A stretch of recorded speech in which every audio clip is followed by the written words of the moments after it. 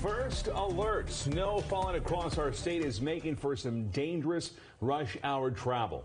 I want to show you some video that we've gotten into the newsroom of the conditions on the road. We know that plows are already out on I-5 this afternoon. You can see some slower traffic on the interstate near 40th Street. A similar sight on I-90. Our King 5 crew captured this video traveling east on the interstate. And the snow is not just impacting travel on the roads. SeaTac is trying to keep up with the snowfall. These are some new photos of crews trying to de-ice planes and keep the runways clear. Thanks for choosing King 5 for your first alert weather coverage tonight. I'm Jessica Janner Castro. I'm Steve Solis. We want to take a live look at our airport right now.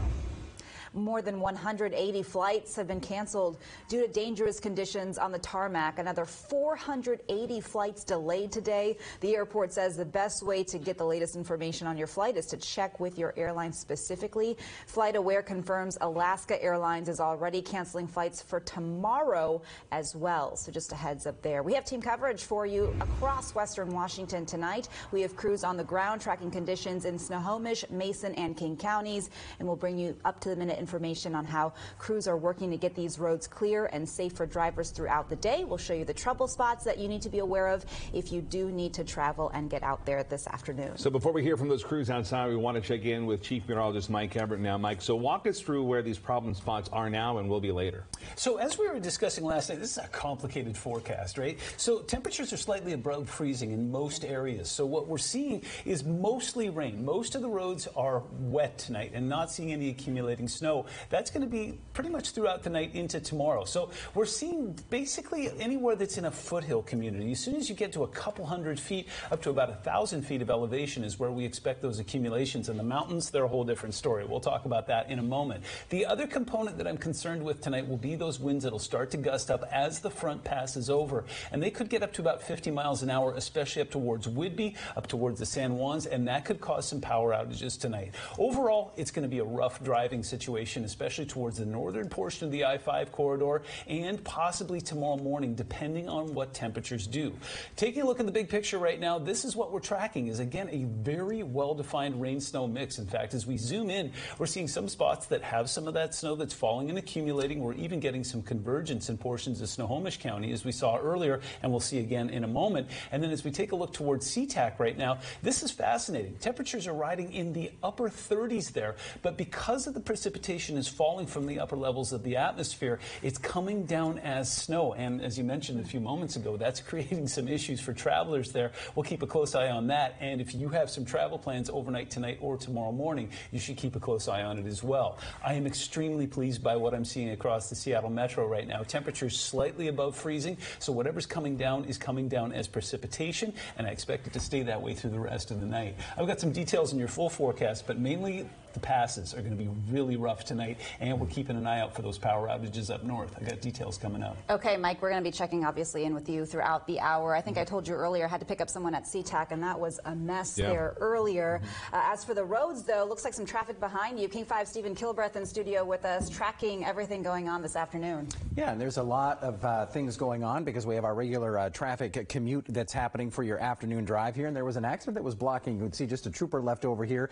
This is on I-5 southbound right near 518, so it's certainly causing a pretty big backup from the south end of Boeing Field for drivers that are heading south. You can see where this is right here where we have the icon, so there is a little bit of a slowdown approaching that, and on 405 for drivers that are trying to get to the scene of that as well. Also dealing with a new accident that is blocking on Gravelly Lake Drive to southbound I-5. Now it's on the ramp here. You can see that the ramp is partially blocked by this car that spun out on the roadway there. Not sure why they spun out, probably some heavy water out on the roadway there. We go back to our camera shot here at 518, and you can see traffic just slowly moving by that. Wanted to show you our pass conditions right now. We do have traction tires advised for Stevens Pass with some snow falling there. Traction tires required for Snoqualmie Pass with some snow falling. It's clear a little bit with some snow and some clouds, but even some clear spots on White Pass with traction tires advised there as well. But as Mike mentioned, it's going to change late tonight and as we head into the overnight hours. Now, some drive times for you if you happen to be heading out on the roadways anytime soon. Seattle to Everett is at 73 minutes right now. Bellevue to Renton is at 33 minutes, and Renton to Puyallup at 64 minutes. So where you would expect it to be slow, it is. And again, our weather really isn't affecting the regular routes on your commute this afternoon, but we'll keep an eye on it for you. Stephen, thank you. One incident that was blocking traffic earlier has since cleared up. A shooting on 6th Avenue South and South Spokane Street. Seattle Fire says a 39-year-old man was shot inside of a car, blocking the ramp to the West Seattle Bridge. Seattle police released this photo of the car within the last hour. They say the driver of that car called 911 saying their passenger had been shot in the shoulder by a car driving by. He was taken to the hospital in stable condition. No suspect has yet been found. Back to our weather coverage, and let's get to our crews outside right now. Team coverage begins with King 5's Drew Mickelson live in Mason County. So, Drew, snow is impacting our classrooms. That's right, Steve and Jessica. The superintendents here in North Mason, as well as some in Kitsap County, called school off early, half day today. And this is the reason why. This is what they were afraid of, snow falling all afternoon, and that was the case. The snow has changed a little bit over to rain within the last 20 minutes or so, but there's still plenty of snow up here in the higher elevations. But the call was easy for the superintendent here in North Mason. She made the decision at 6 a.m. And the snow really didn't start sticking until after the noon hour, but just the threat was enough because this district is very rural. A lot of folks live up in the hills around Tahuya and Dewatto, so they're long bus routes, so they didn't want to take any risks. So just as the snow really started to pick up around the noon hour, that's when the kids started heading home. Of course, the kids were happy about that, but so were parents we spoke with, as well as one of the bus drivers. Absolutely. Absolutely. It's safer for the kids, safer for everybody. Down here can be different from up where we're at. We're up higher, and like overnight we saw 12 inches one year, and we were stuck for a while. I think I'm making a snowman, like a medium snowman, but later I'm going to make a big snowman if there's more snow. I feel sorry for that young man because the snow is really not delivered for snowmen. This is the wet kind of stuff that you don't want to have to really be out in. It's not nearly as much fun as some of the snow days. Here where we are, just a couple hundred feet above Belfair, we've got maybe an inch or so, and really in the last hour it's turned over to much more wet. Obviously lots of precip to still come in tonight, but right now we may be out of the snowy part of the day here in at least North Mason County. Back to you. Okay, Drew, thank you. So we heard from Drew there about North Mason and their changes to the school day. We're also tracking several school districts around Western Washington changing after school programs or bus schedules because of the snow. This is a list of the largest districts in the state making changes right now, and this could very well get worse tomorrow. We have a list of all the changes on king5.com. Just text the word closings to the number you see on your screen, 206-448-4545, and we will send you a link. Team coverage continues now in Issaquah with King 5's Connor Board. Connor, we're keeping a very close eye on the roads there specifically, right?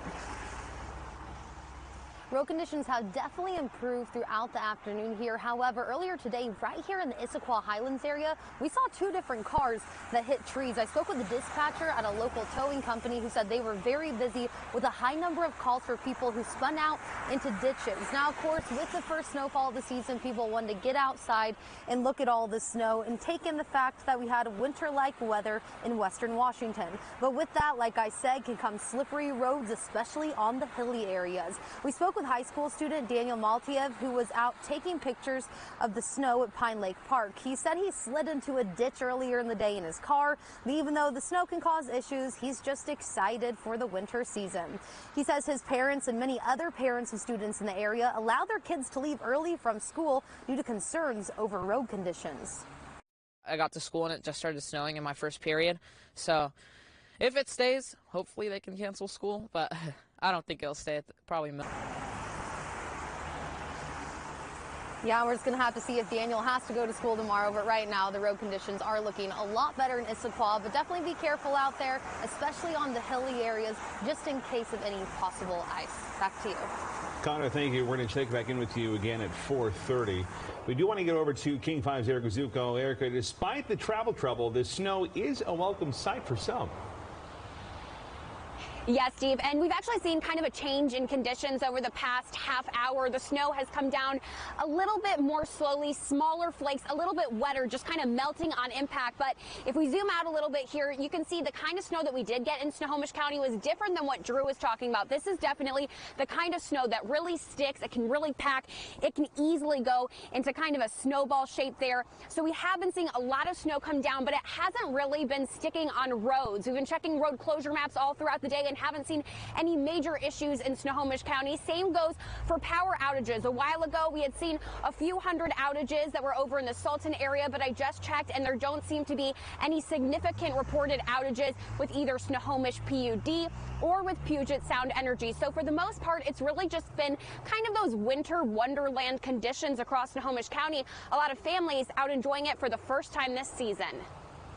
They go skiing. I think they all learned to ski last year, and so we do snowshoeing, and we just like to play when they love it when it snows here. Awesome. Now, in contrast to Mason County, we didn't have to see schools leave early today. However, they say they are monitoring the conditions to see if anything will be impacted for tomorrow. As of right now, school is on in the Everett School District as well as Snohomish Public Schools, but they say between 5:15 and 5:45 tomorrow morning, they'll be updating through school alerts and also in local newscasts, including right here on King 5. Back to you. Okay.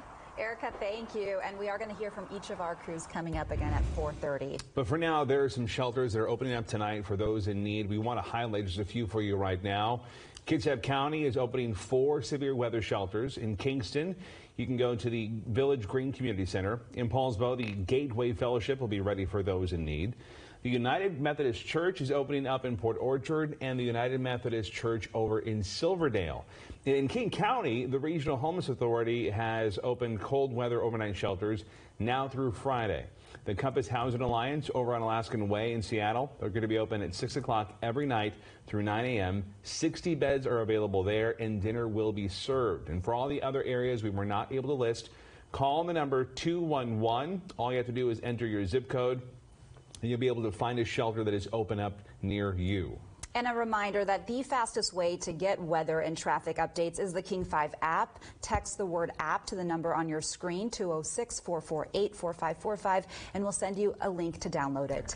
Team coverage on snowfall across western Washington continues in just 2 minutes. We are following up-to-the-minute information on both the roads and the skies. We already know the impacts are going to be felt into tomorrow with some flights already canceled at SeaTac. King 5 News at 4 will be back in 2 minutes.